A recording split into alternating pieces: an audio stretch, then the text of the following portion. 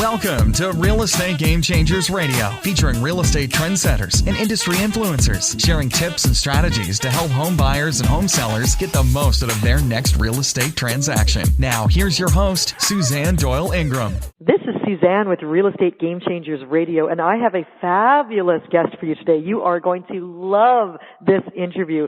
Her name is Sherri Mercurio, and she and I could basically be like twin sisters. We've had so much fun in our pre-interview, and she's been in real estate for a very long time, just like me. Her family was also in real estate, and she worked at age 11, started at age 11 answering phones in the real estate office, so I can absolutely relate to Sherri. And she has a wonderful theater background that we're going to talk about, and I am so excited to have her on the show today. She has her own company called the Mercurio Group, and she is in Pawtucket, Rhode Island, and I can't wait to interview her. So let's get started. Hi, Sherri. Welcome to the show. Hey, Suzanne. Thanks so much, and I love the introduction. Oh, fantastic. Yeah. I'm so excited to chat with you. It's just going to be a fantastic interview. And one of the things I want to start out with right away is tell me a little bit about your background. I know you were with RE/MAX and won tons of awards for many, many years before you started your own company. So how did that all happen? Well, it's just kind of funny. So, like I told you before in our pre-interview, wildly enough, I grew up in the business. So that was the time, when they were delivering the black and white MLS books to offices. Yes. And I remember we used to load up Mom's car, right? Like hundreds and hundreds of books in the back of the car. And we sat on top of them, my sister and I, and we'd run into the office immediately. I'm like, this is wild. Like, eventually I want to get into that. Yeah. So I didn't think I was going to for many years, and then I decided to hop in, and I had such a love for real estate. I started at RE/MAX. I loved everything that they had offered me. The marketing was fun. Just all of it was fun. I loved getting engulfed in the business. Yeah. And then, my personality just took me over. I said, wow, this is wild and crazy. Like, I got to open my own company. Oh, yeah. So I've been doing that for a long time now. And I just love every aspect of it. That's so great. Would you say, who do you love working with best? If you had to choose, I know you probably like working with everyone because you're friendly and you're outgoing. What's the best kind of client for you? Most definitely now, like seller clients are really good for me. Okay. I love them because, I can see the potential in just about every house. In these types of markets, you want to see people use the equity in their current property to be able to move up to something else. Oh, right. Okay. So those are the fun people that you want to deal with because it takes a lot of education to be able to educate these people for them to realize that there is equity in their house and that this is a vehicle to use that equity to get the house of their dreams. Right. And so are you finding that there are people who aren't really aware of how much equity they have because they don't realize how much the market has gone up? Oh, wildly enough, most people don't have any idea how much equity they have in their houses. Really? Wow. Yeah, it's kind of crazy. And, every home buyer that I deal with, I always try to tell them, like, this is the biggest investment you're ever going to make. Do not refi this and, to go on vacation or to pay your kids' college education and things like that. Like, I try to explain that this is your investment. This is where you can make a lot of money. Yeah. So I love running into those people. Yeah. That, years later I go to their houses and tell them they have, $100,000 worth of equity. They have no idea. And then they can move that to get into a different home, right? Or are you suggesting that they invest in another property? For most people now, I find in Rhode Island we have a lot of people that are looking for over 55 communities. Oh, okay. So interestingly enough, a lot of people are downsizing here.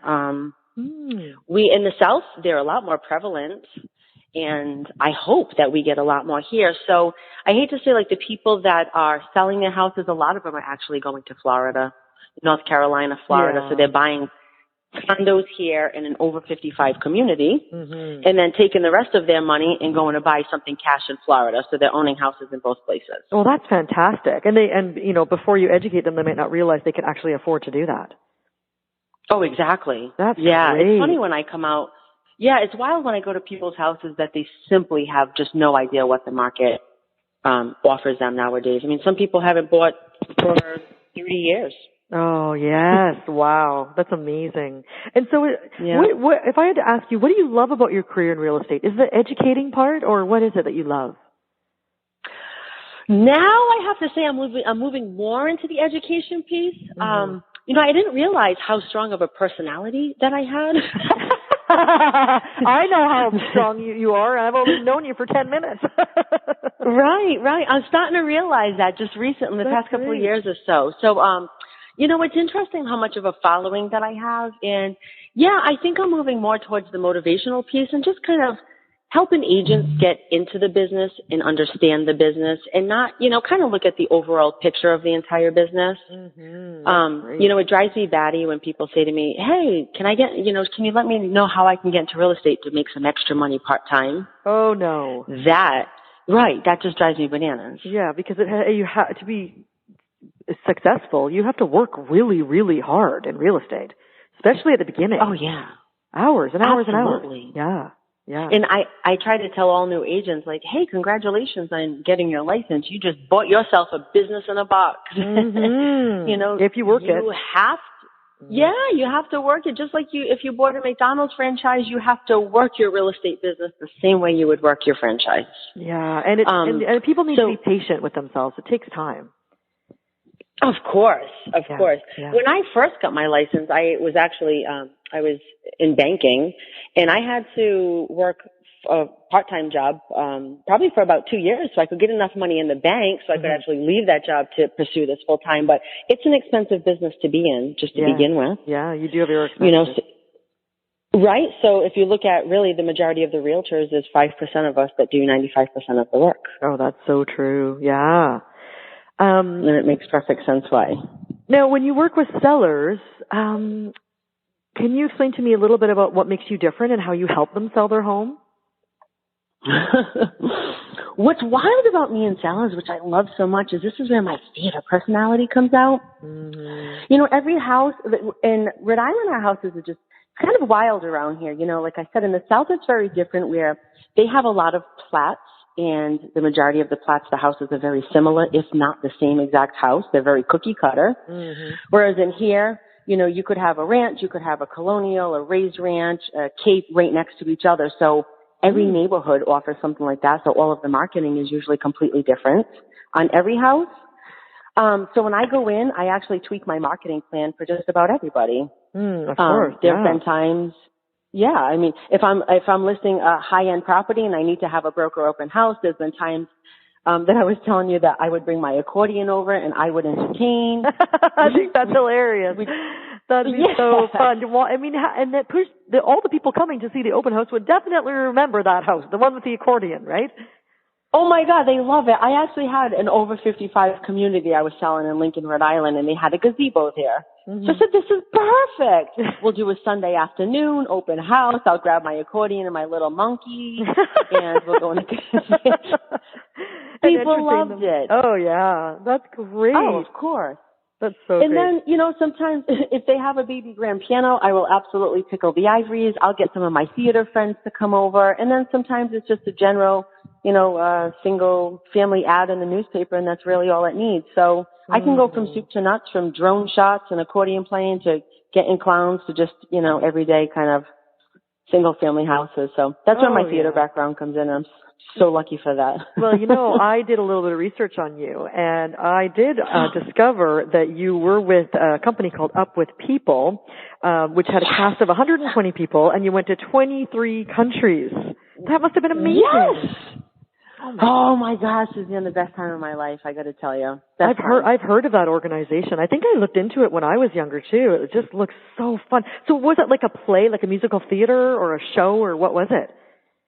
Yeah, so that's exactly what it was. They came and performed at my high school. Oh yeah. And what they do is they promote, cultures and get along with other cultures and musical culture and just crossing borders and giving back to one another. And I said, oh God, this is for me. If I can combine that with music and get to travel the world, sign me up. Yeah. So so when I was 20 years old, I hopped on a plane and we went to Denver and we learned the show and all that fun jazz. And then I traveled to Germany, Switzerland, Netherlands, Austria, Belgium, France, Rome, and Luxembourg. Wow. And then Paris. Wow. Yes. That's Wild, amazing. huh? Yeah. And so where did you stay? Well, fun enough, so every place, every city or country that we went to, they had host families for us. So we lived. That's what makes me so unique, is the fact that I got to go to all these different countries and I got to live with somebody who was living in the country. Wow. You must have been we so did community brave. service. That's so brave. You were young, really young. Yeah. Well, you know what's funny is I remember when we first went out to Denver for staging, and the very first thing they said to us is, you can never, ever explain this experience to anybody unless they were up with people. Yeah. And it's so true, because we were all between the ages, I think it was maybe 18 and 22 years old, all leaving our houses, and they've come from all around the world, everywhere, from Haiti, Europe, Japan, Bermuda, you name it. They were in our cast. I mean, we represented 23 different countries. Wow. So talk about culture shock, and, you're in it together. Yeah. That's it. That's really, really good. And I bet that made a lasting imprint on you that you can transfer over to real estate in terms of dealing with all different types of personalities and different types of people and situations where you got to keep your cool, right?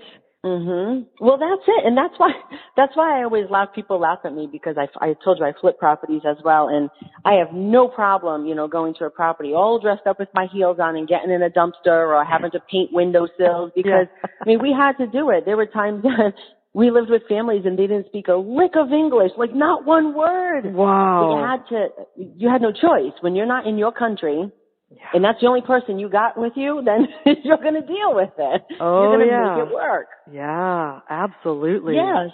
Oh, my goodness. So thank God I'm able to transfer a lot of that stuff over to the real estate business because you have to be a chameleon. You know that. Mm-hmm. Yeah, you have to. And I can totally imagine you just being able to be a great negotiator because you're very brave. And I don't think you're going to back down. Right?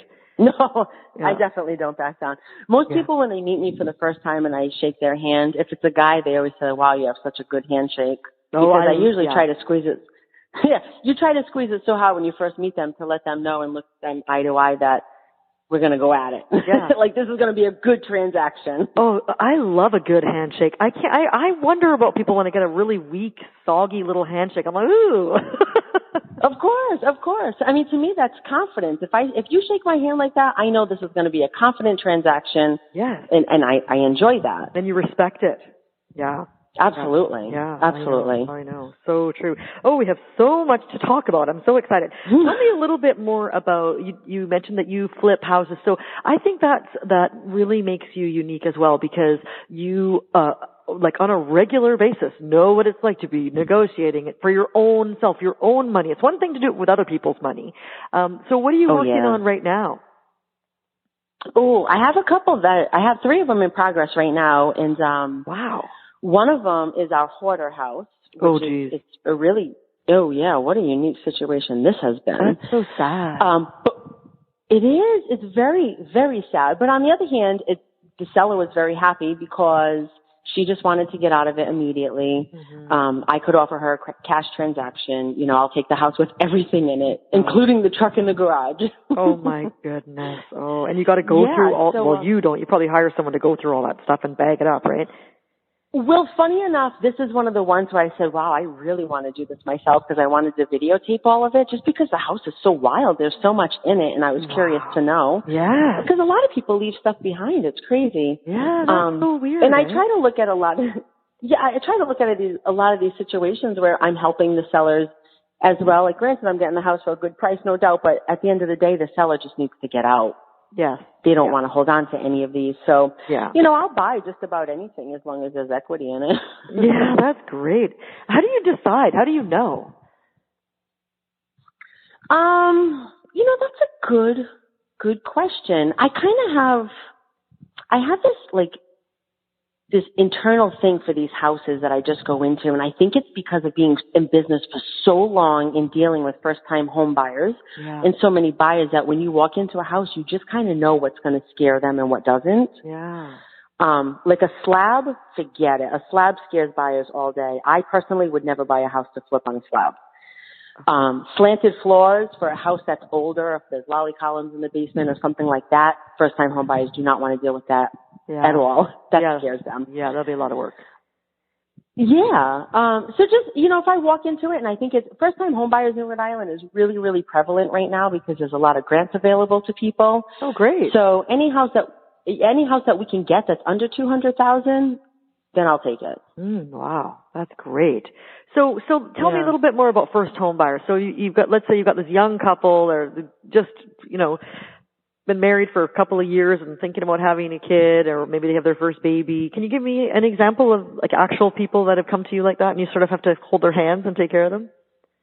Oh yeah, there's so many of them right now. There is a grant available through Rhode Island Housing. It's a free $20,000 to home buyers that are purchasing a distressed property in certain areas in Rhode Island. Wow. So it's a really, really good program. And it's $20,000. They can use it towards the down payment, towards their closing costs, towards repairing the house, anything like that. The only problem is the house has to be either a foreclosure or a short sale. It has to be a distressed property. Okay. So, of course, first-time home buyers want that $20,000, which makes perfect sense. So now they come to us and want to find the houses. The problem is there are so many first-time home buyers and not enough houses on the market right now to accommodate them. Right. Are you seeing fewer foreclosures now as the market gets a bit better? Yes. As a matter of fact, I just read a nice report today that says they're finally drying up in Rhode Island because we were hit pretty hard at one point. Yeah. But they're definitely drying up. Sad for me as an investor as well. But it sounds like it's good for the community. It's good. It means that people are kind of getting back on their feet again, which is really nice for your community, right? Yeah, exactly. The foreclosures are drying up. I find that the short sales are coming a little bit more prevalent now.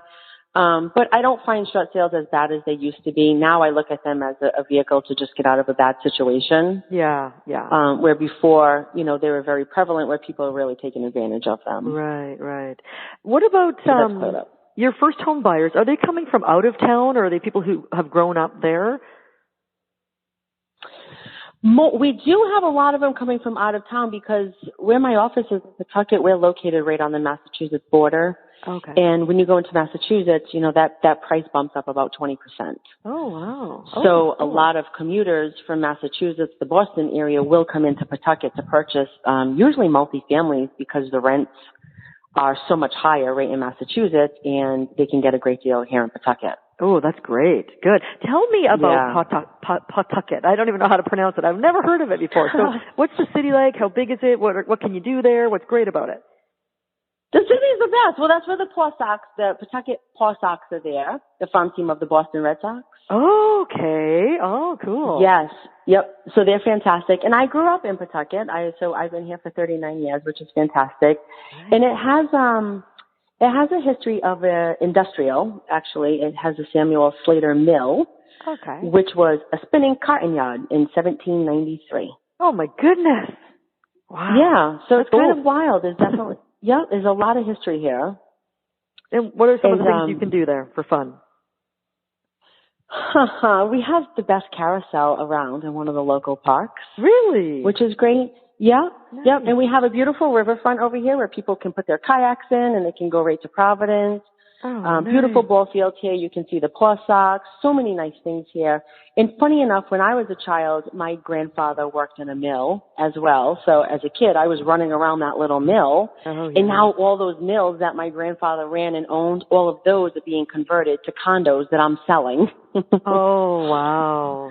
Really? Yeah, that must be really neat to go in there and go, I remember when, Oh, it's wild. Yeah, and the outside of the building must be beautiful. Absolutely. And as a matter of fact, there's another Tupperware, there's a mill called the Tupperware Mill in North Smithfield, Rhode Island, which I used to sell there as well. And they actually was the original Tupperware mill where they made Tupperware. Really? Wow. Yeah. Wow. So when I used to do the open house for the developers, it was funny because in the basement when they started redoing the mill, they found original photos from when people actually made the Tupperware there back years ago when it was like olive green and orange. Oh, yes. Yep. So people used to come in for the open house, and they were always older folks, no doubt, and said, "Hey, I used to work in this building. Just wanted to look around." Oh, neat. So similar thing. You sell them a condo. Yeah, well, a lot of them, yeah, but it was just funny because they used to work there, so they knew what it looked like. They used to work the machines. Yeah. So when they saw the original things that we found in the mill, I mean, some of them used to come in and just cry. They used to come back 2, 3, 4 weeks to see it because there were so many good memories to them. Oh, my goodness. Wow. Yeah. That's so sweet. So it's the same thing with, having these mills in Pawtucket. Such a beautiful area. Mm-hmm. That's great. And so do you sell just in Pawtucket, or are there other cities around there where you sell real estate? Oh, yeah. I'm Northern Rhode Island, so that's Pawtucket, East Providence, North Providence, Smithfield, North Smithfield, Cranston, and then I go into Massachusetts, Attleboro, Rehoboth, Seekonk. Yeah, we do. I have a pretty big area that I cover. And I have 4 agents in my office. That was what I was going to ask you. You have agents that work for you, right? So, yes, so you exactly. guys, you can cover a lot. That's really great. Exactly. Yes. Good. I wanted to ask you about, you mentioned really briefly, and I wanted to touch back on this, about motivational speaking. So tell me about that. You do that in your community? Yes, absolutely. So I have a nice little real estate following around here too. Mm-hmm. I am licensed to teach realtors how to get their real estate license, so then they can go and take the exam. Oh, great. So I'm starting now just to get that in place to start teaching it out of my office, because you'll find in this real estate market, a lot of people now want to get their real estate license because they're seeing the market change. Mm-hmm. So you might as well hop in on that education piece. But yeah, I have a nice following of people that are always looking for my motivation to kind of help them, and they want to know what I've done to get me to the level where I'm at. Oh, that's great. I enjoy that, honestly, so much. I just love it. And I think that's the future of my business. That's where I'm trying to go with it. Oh, good. I love that too. And just helping people understand their potential is so fantastic. Oh, exactly. Most people just need to step outside the box. I know. And so do you, when you're motivational speaking, do you do it at real estate conferences, or would it be like, could you go speak to like a group of women entrepreneurs or business owners or the Chamber of Commerce or something like that? Right now it's just small, like you said, the Chamber of Commerces and things like that. I am working with a national speaker, one of my good friends, Ellen Boyle, and that's what she does on a national level. Oh, great. So I'm excited. Yeah, I finally booked a trip to go see her next month. Oh, actually. Wonderful. Oh, that'll be great. And it'll give you an idea of what to aim for. Exactly. Well, she wrote a nice little book that she had published as well, called The Best Little Real Estate Book Ever. Oh, that's great. Yeah, so she does that. She's been doing it for years, and I had a liking to her a couple of years ago when I met her. Mm-hmm. And I finally reached out to her and said, "Hey, listen, I need to know more about what you do, because that's what I want to do in my next life." Yeah, great. So she welcomed me with open arms and invited me to her home, and yes, I'm going to head out to see her. That excites me. Oh my gosh, that's so nice. That's great. I'm going to check her out. So, awesome. I believe, and I imagine that you probably do too, that to whom much is given, much is expected. So I have a feeling you are probably pretty active in giving back to your community. Yes. In all kinds. You're probably the kind of person that everyone thinks, oh, we need a volunteer for this committee. Let's call Sherri, right? Yes. Yes. So what kind of community involvement do you have? Yeah, it's pretty funny because I've coined the frame, I haven't been volunteered, I've been voluntold. Yes. For everything. I know that one. That's a good one. For everything. Yeah. But my biggest thing, I do a lot for animals. I love the doggies and the homeless animals. So I do a couple of fundraisers a year for that. But my biggest fundraiser, I work in conjunction with the Gloria Gemma Breast Cancer Foundation. Oh, great. And yeah, I love it. And my girlfriend, Carrie Gemma, it was founded for her mother-in-law. Oh my goodness. And it just, you'd have to do some research on it, Suzanne. It's such a huge organization. It's fantastic. Okay, good. I will. And, it's great. So my girlfriend Carrie and I started an event about 5 years ago called Bras for a Cause. Oh, that's great. And we got our local mortgage originators and our local attorneys and all of our fun people in business to get on the model off a bra. Sorry, I missed what you said there. To do what? To model off a bra. Oh, on stage. Yes. Oh my goodness! So it's like a bra fashion show. Yes, exactly. All done by the local people in the real estate community, like our mortgage people, our attorneys, like any guy that we kind of knew was popular in the real estate community, we would have them model for us. So it's all men modeling bras. Yes, that we make fantastic. For them. I was missing that piece, and I was like, oh, okay, so women are walking around in their bras. Oh, but it's men walking around in bras. Do they have to wear high heels too? No, they don't have to. They can if they want to. Somebody did. They can if they want to. Oh my God, that sounds so fun. Oh, it's hysterical. And, it started off the first year and we raised $8,000. So I said, oh, this is great. And then I kind of put my theater flair onto it. And then I started adding a little bit more every year, a little bit more.